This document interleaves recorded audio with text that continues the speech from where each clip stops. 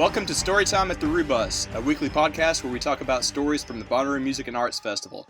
I'm Daniel. I'm Charlotte. I'm Brandon. We got Brandon with us this week. Brandon, introduce yourself. What can you tell us about yourself? There's not much to tell. I'm Brandon. You're Brandon? So I you've went been... to Bonnaroo once. Once? No, you've been at least twice. I was there with you. I've gone twice. Twice. So, like, what have been some of your favorite bands or whatever that you've seen at Bonnaroo? Well, this past year, The National, definitely, because that's one of my favorite bands of all the times. All the times? And Childish Gambino put on an incredible show. Definitely the best performance I've seen live. Those are both this year. You've been twice. You went with us back in 2016. Who were some of your favorites then? I don't remember. You really don't even remember? Who do we see? We saw Tame Impala. They were boring. You really just cut me deep to my soul right now. Well, to be fair, I was coming down from the stairs, and how were the stairs? The stairs were good. Okay. But at that point, it was like I was kind of over it. Okay, yeah. And Tame Impala. I know what you're saying. Wasn't really feeling the vibe. We saw the Grateful Dead that year. Well, what's Dead and Company? Dead and Company with John Mayer. That was kind of fun. I don't really listen to them, but that was cool to see for sure. You know what? I can tell I'm getting older because the older I get, the more I appreciate the Grateful Dead. Like about 10 years ago, I couldn't stand it, but now I listen to the Grateful Dead channel on like Sirius XM all the time. My uncle's I guess he was a huge Deadhead. I don't know if he still is, but would you ever go see him again?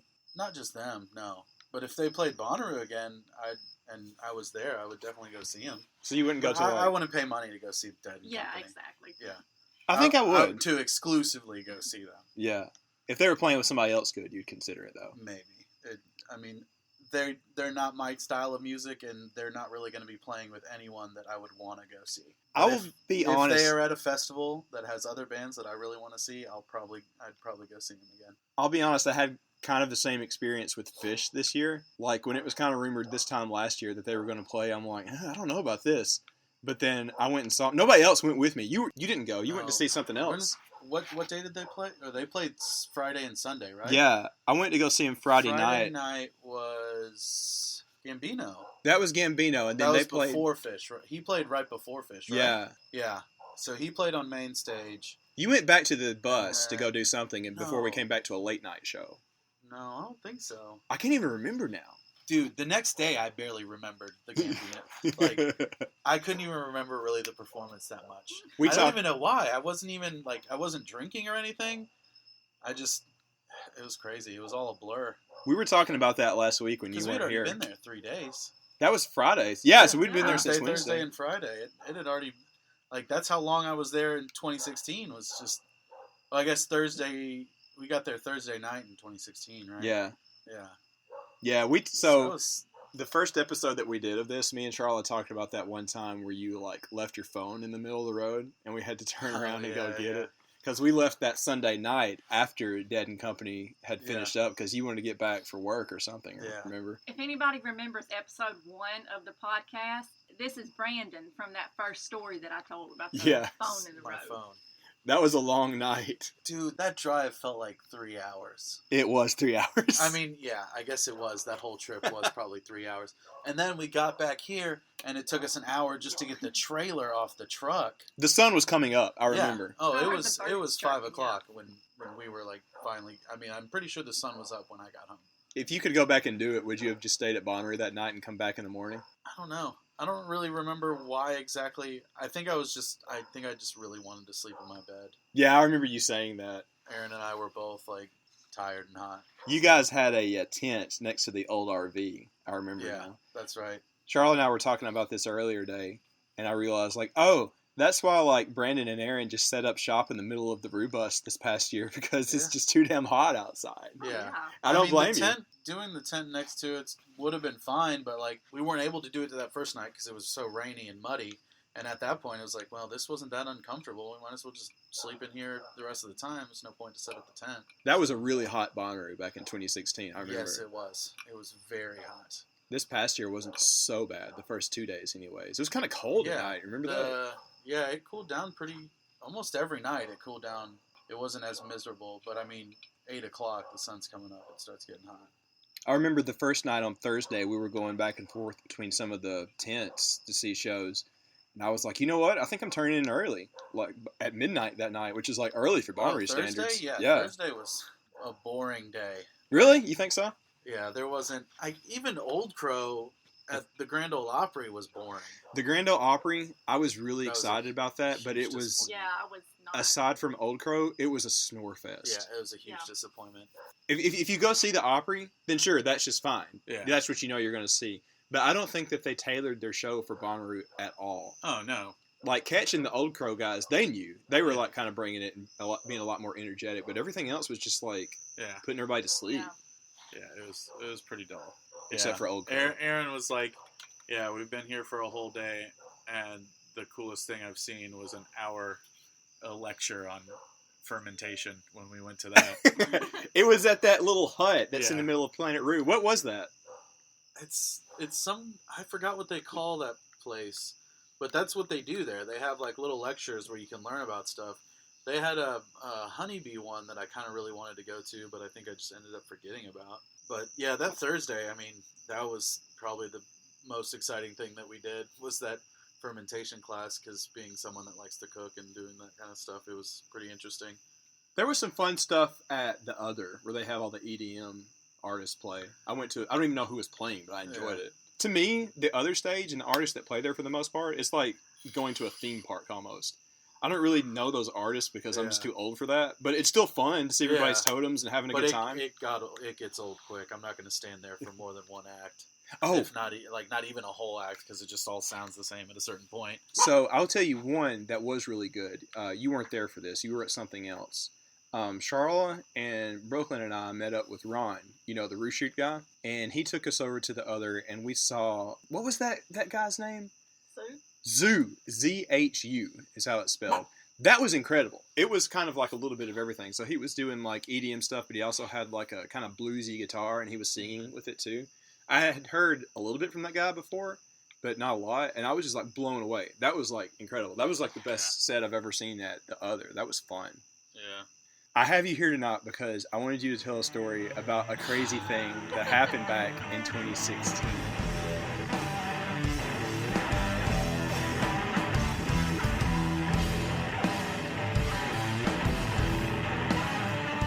All right, so I want to start from the beginning. We were talking a little bit about this earlier. That Friday night in 2016 was the best Bonnaroo night ever. We've been going like almost 8 or 9 years now, and I can't think of anything that will ever top that. Do you even remember that night? Barely. So I'm trying to think. You who saw, we saw. You and Aaron saw J. Cole first. Yeah, no. So that was Two Door Cinema Club. Yes, we saw them, and that's when we started going up the stairs. And then we saw Halsey, and that's when we got to the top of the stairs. How was that? How was she? Very boring. Really? It all started to sound the same. When she played that one really popular song, what was it? She wasn't super famous. The High on Legal Marijuana song. Yeah. That one. She wasn't super famous yet. No, that happened she a wasn't. little later. She was getting popular because of that song. Yeah. When she played that song, it was cool because I knew it and I was feeling good. And then after that, we left her and went over, and I think J. Cole was getting started. That was fantastic. He put on a really good performance. He had a full band and backup singers and stuff. That was really fun. So I wasn't with you at that point. Me and Charlotte was across the way. We were seeing M83 at Witch Stage. Yeah.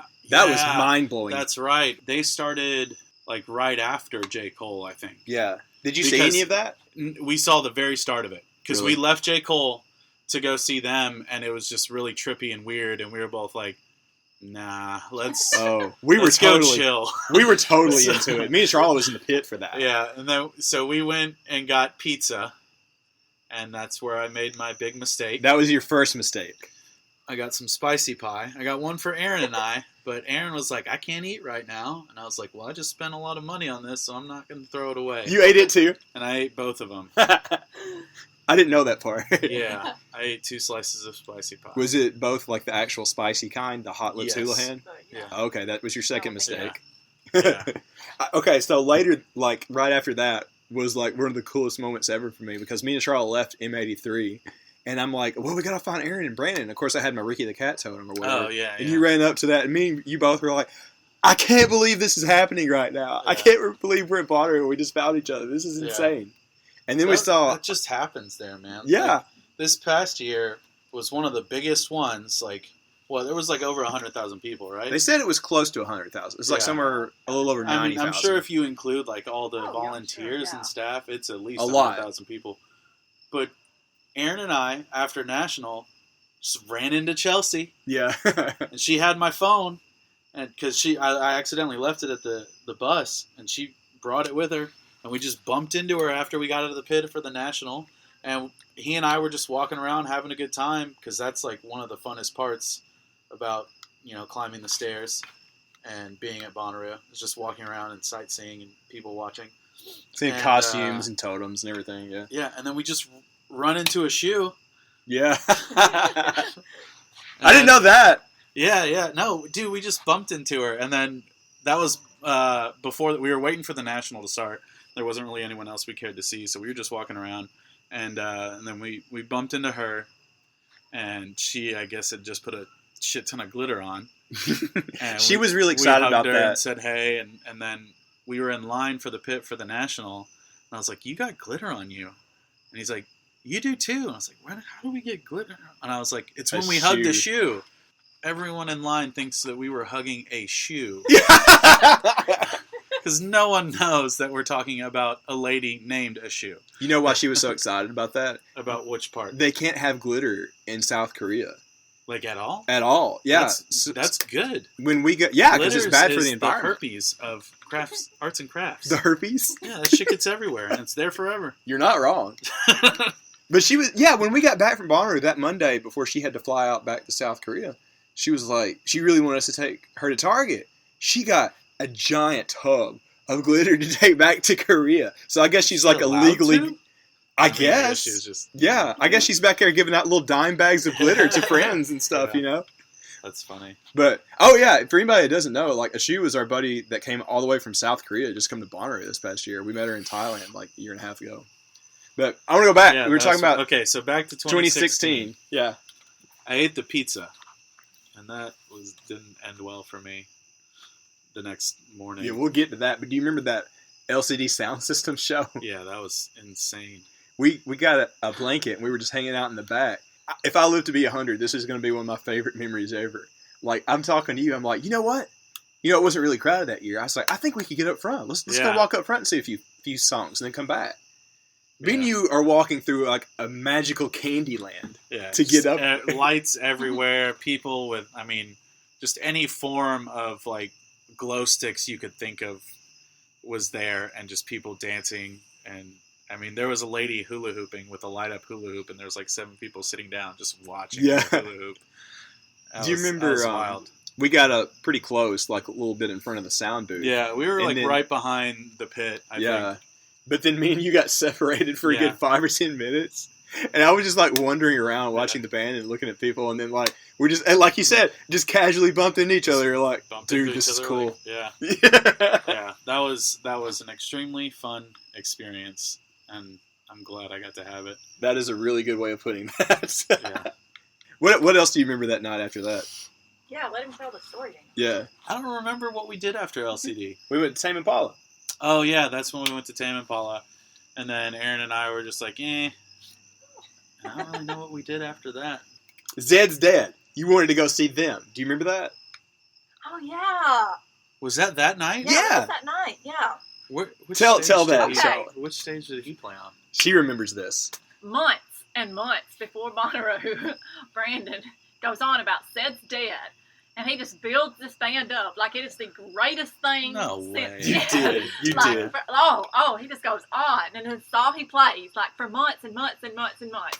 So we get to Bonnaroo, and Daniel's like, well, I'm going to go chill at the fountain. Y'all can go see Zed's Dead. So Brandon and Aaron go over to see Zed's Dead. And it was not like 2 minutes later. Here comes Brandon and Aaron walking back up to the fountain. And Daniel said, oh, did you not go see Zed's Dead? And Brandon goes, nah, he sucks. You did. I don't believe that. No, you did. I don't think I talked him up that much. That night was so weird because I remember we were walking around and saying, well, let's go to another late night show. And it was so empty that night. It was just empty fields. Yeah. It was surreal. Like I've never seen anything like that. Crazy. Yeah, there was, like nobody there. I've never seen anything like that. People called it in. Yeah, I think you're right. Night. But then what I really want to get to is what happened. Called it in early. Yeah.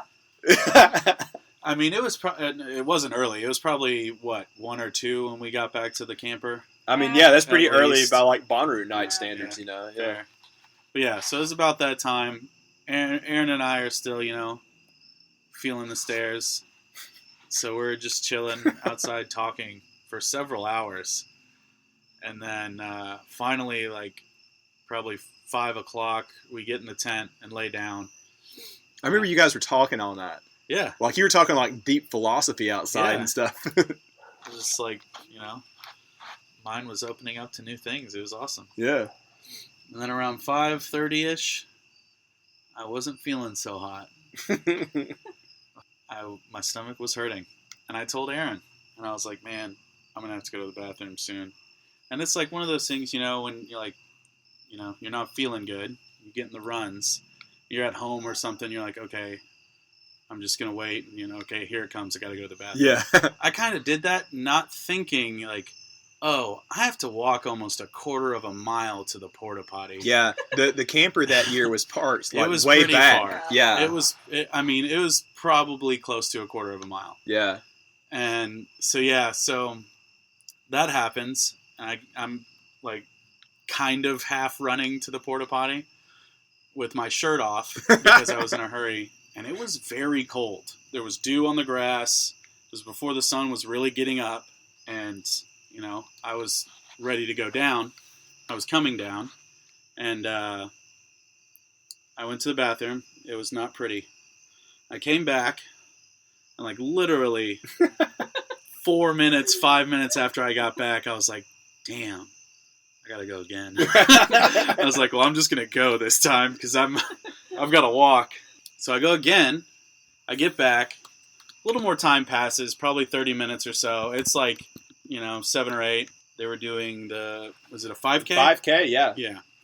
So they do a 5K every year, apparently, because there's people that are crazy that do that. I did it twice, and I regret it. I believe you. I'm never doing it again. I can't imagine doing that after, like, a whole night all day walking. So, my experience is it wasn't that bad when I did it, but I was just, like, completely drained the rest of Bonnaroo. That's why I'm not doing it again. Yeah, I don't see... It would make me exhausted for the rest of the day, especially after doing that the day before. Yeah.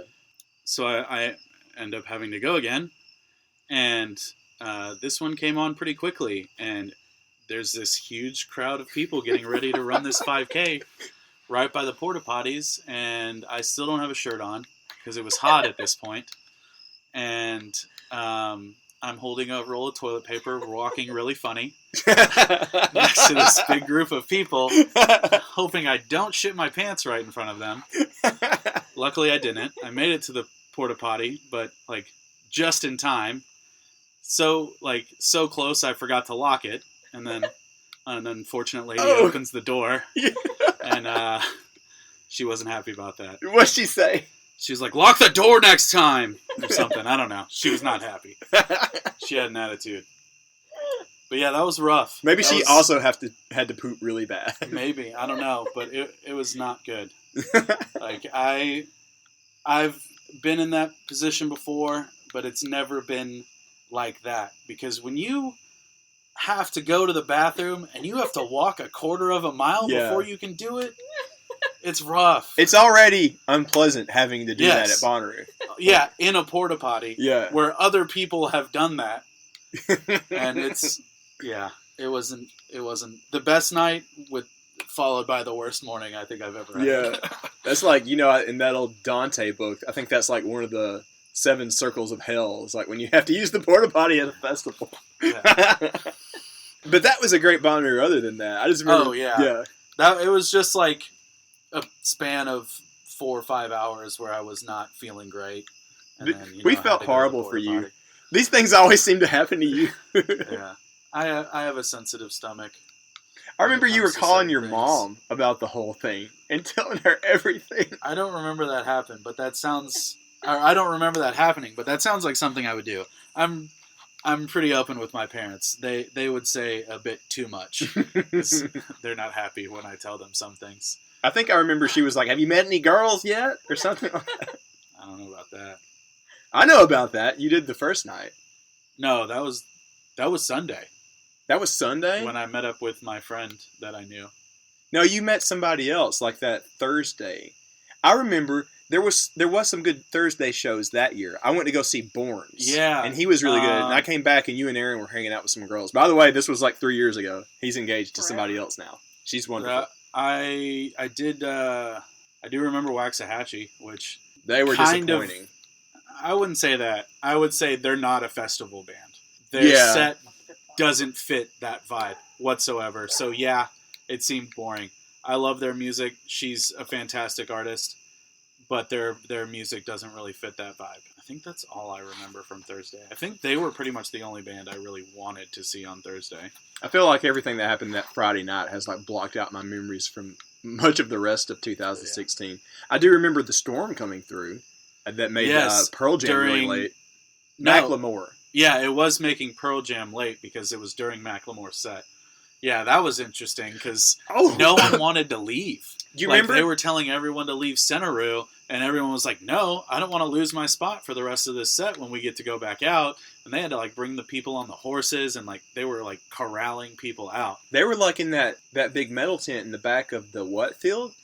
And it started getting a little sketchy. People were like chanting like, hell no, we won't go. Oh yeah, it was kind of getting out of hand because no one wanted to leave Centeroo. Because they wanted to be able to get back up in front when the set started again. I remember we said, screw it, we'll leave, but we just went into the general store and hung out in there. Oh, yeah, no, we walked out, went into the general store for like 5 minutes, and they were like, okay, we can go back in. Like, by the time we actually ended up getting out, it was fast. I got on the rail for Pearl Jam after that. Really? That was pretty fun, yeah. We saw Death Cab Sunday. I remember that. Yeah, that was... Yeah, I was at Third Eye Blind during that. Yeah, Aaron and I went and saw Death Cab, and they always play like a flawless set. We enjoyed it so much, we got tickets to see to Slossfest to see him again. Yeah, I was with you at that show. That was incredible. Yeah, I really loved that. All right, so that was both informational and entertaining. So, like, what was the lesson that you learned from all of that? From the porta potty problem? Don't eat 2 slices of spicy pie when you're climbing stairs. Oh, okay. That sounds like a metaphor for life in general. That spicy pie is good, but I know what you're talking about. It's so delicious. The older I get, the weaker my stomach is. I ate a lot this past year, and I was afraid it might happen, but I never ate like 2 back to back. I did eat like 2 in one day, but they were always spread apart. So I think that like gave my stomach a second. But that's good ass pizza. Yeah. All right. Well, thanks a bunch, Brandon. Those are both amazing stories. Hey, so where can everybody find you online? I know you're doing a bunch of video game streaming nowadays, right? Yeah, I stream on Facebook mostly. You could search that Brandon Canada Streams on Facebook. There was somebody that had been posting a bunch of like retro video game images of Bonnaroo things, and they made one. It was called Super Roo Bus. They made a pixelated version of the bus and put it on the cover of like an NES game. And I was cool. like, yeah, I'll show you later. But I was joking around with him. I was like, yeah, I imagine that like a video game with the Roo Bus would be like the Oregon Trail. You have to get all your friends together and pack up your supplies and you have to get to Bonnaroo without dying of dysentery. Yeah, that'd be a fun little game, actually. But you said Brandon Canada Streams on Facebook, right? Yep. Where can everybody find you online, Charlie? Just look up Little Bits Vintage on Instagram. You've been listening to some cool stuff. I've been seeing that. I helped her with pants for an hour yesterday. Pants, yeah. Pants. You know, like retro ladies' pants. It's pretty cool. I wear those. Would you? No. You want to give him a pair? I can be your model. Oh, okay. Yeah, we need a model. Yeah. All right, well, good deal. I think that'll wrap it up for this week. Anything else you want to tell everybody, Brandon? Stay classy, San Diego. Yeah. All right, y'all. Get out there and radiate positivity. We'll see you later.